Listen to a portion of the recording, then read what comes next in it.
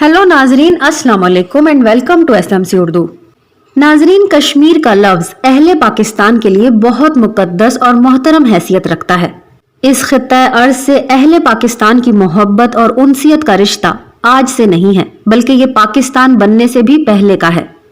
ये 2-4 बरस की बात नहीं है, बल्कि पिछले 74 सालों से अपने कश्मीरी बहन भाइयों की जिद्दोजहद और आज़ादी में पूरा पाकिस्तान उनके साथ है। भारत के साथ पाकिस्तान की तमाम काबिल जिक्र जंगें कश्मीर के लिए ही लड़ी गई हैं। पाकिस्तानी दरियाओं के सरचश्मे कश्मीर की सरजमीन से ही फूटते हैं। ये एक तारीखी हकीकत है कि गैरों के जुल्म सितम और अपनों की साजिशों के बावजूद कश्मीर आज भी अहले पाकिस्तान के लिए एक शम्मा की हैसियत रखता है, जिस पर अहले पाकिस्तान दीवाना वार परवानों की तरह अपना तन मन धन कुर्बान करने को तैयार रहते हैं। शायर मशरिक ने कश्मीर की खूबसूरती और हुस्न का नक्शा खींचते हुए कहा है, पानी तेरे चश्मों का तड़पता हुआ सीमाब, मुर्गान सहर तेरी फिजाओं में है बेताब। नाजरीन, जैसा कि आप जानते हैं कि 5 फरवरी को पूरी कौम यौम यकजहती कश्मीर मनाती है।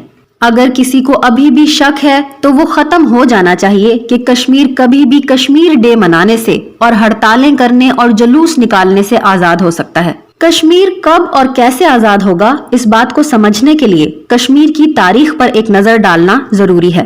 ताहम तारीख में आगे बढ़ने से पहले आप सबसे गुजारिश है कि हमारे चैनल एसएमसी उर्दू को अगर आपने अभी तक सब्सक्राइब नहीं किया तो उसको सब्सक्राइब कर दें, ताकि इस तरह की मजीद वीडियोस के नोटिफिकेशंस आपको मिलते रहा करें।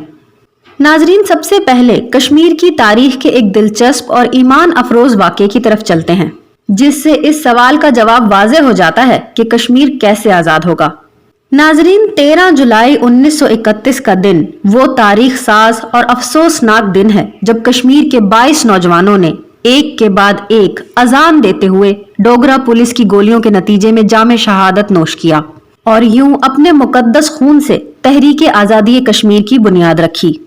इस वाक़े से इस हकीकत का भी अंदाजा हो जाता है कि इस तहरीक का पहले दिन से ही मकसद सिर्फ और सिर्फ इस्लाम था और अब भी इस तहरीक का नस्बुल ऐन सिर्फ इस्लाम है।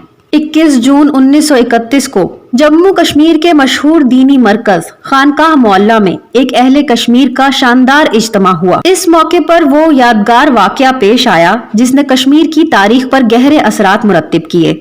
वाक़या कुछ यूं है कि तकरीब के इख्तिताम पर सुबह सरहद से ताल्लुक रखने वाला एक नौजवान अब्दुल कदीर, जिसका कश्मीर के मुसलमानों से ना तो जुबान और इलाके का ताल्लुक था और ना ही रंगो नस्ल का, बल्कि सिर्फ और सिर्फ दीन और अकीदे का ताल्लुक था, वो खड़ा हुआ और जोरदार आवाज लगाकर मुसलमानाने अहले कश्मीर से कहने लगा कि ए मुसलमानों, अब वक्त आ गया है कि ईंट का जवाब पत्थर से दिया जाए।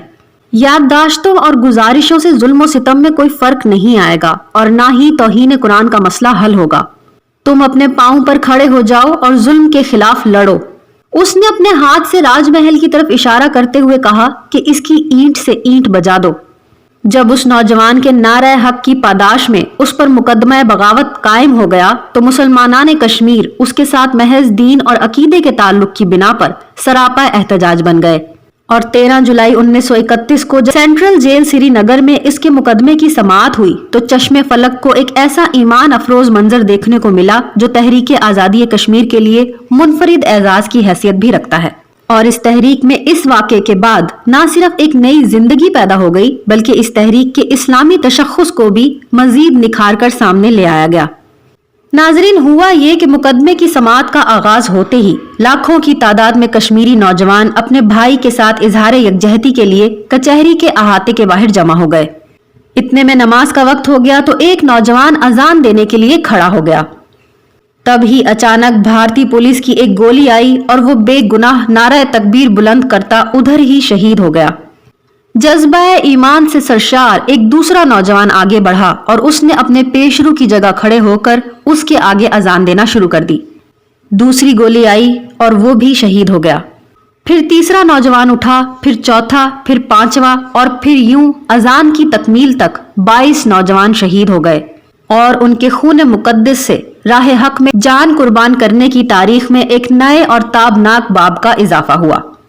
नाजरीन, एक अमरीकी सहाफी ने फिदाई हमलों पर अपनी तहकीक पेश करते हुए ये जुमला लिखा था, کہ مسلمانوں بالخصوص عراق اور افغانستان کے مسلمانوں سے یہ ثابت کر دیا ہے کہ اگر انسان کے اندر مرنے کا جذبہ موجود ہو تو دنیا میں اس سے بڑا بم اور کوئی نہیں ہو سکتا۔ عراق اور افغانستان کے ساتھ ہی کشمیری مجاہدین نے بھی یہ ثابت کر دیا ہے کہ اگر وہ غریب ہیں، ان کے پاس ٹیکنالوجی نہیں ہے، ان کے پاس جدید ہتھیار نہیں ہے، لیکن پھر بھی وہ دنیا کی سب سے بڑی طاقت سے ٹکرا سکتے ہیں، چاہے اس کے لیے انہیں اپنے جسم کو ہی بم کیوں نہ بنانا پڑے، اپنے آپ کو مرنے کے لیے ہی کیوں نہ تیار کرنا پڑے، اور اپنی قوم کی بقا اور اپنے دین کی سربلندی کے لیے فنا ہی کیوں نہ ہونا پڑے۔ فنا فی اللہ کی تہ میں بقا کا راز مضمر ہے، جسے مرنا نہیں آتا اسے جینا نہیں آتا۔ ناظرین، اس شعر میں آپ کو اس سوال کا جواب مل جائے گا کہ کشمیر کب اور کیسے آزاد ہوگا۔ یہ کبھی بھی نعروں اور جلوسوں سے آزاد نہیں ہوگا، بلکہ اس کے لیے ہمیں کچھ نہ کچھ کرنا پڑے گا۔ ناظرین، اگر آپ کو آج کی یہ ویڈیو اچھی لگی ہو تو ویڈیو کو لائک ضرور کر دیں۔ ایسی مزید ویڈیوز دیکھنے کے لیے ہمارے چینل SMC اردو کو سبسکرائب کریں اور بیل آئیکن کو پریس کریں تاکہ ہماری نئے آنے والی ویڈیوز کی نوٹیفیکیشنز آپ کو ملتی رہیں۔ اپنا بہت زیادہ خیال رکھیے۔ اللہ حافظ۔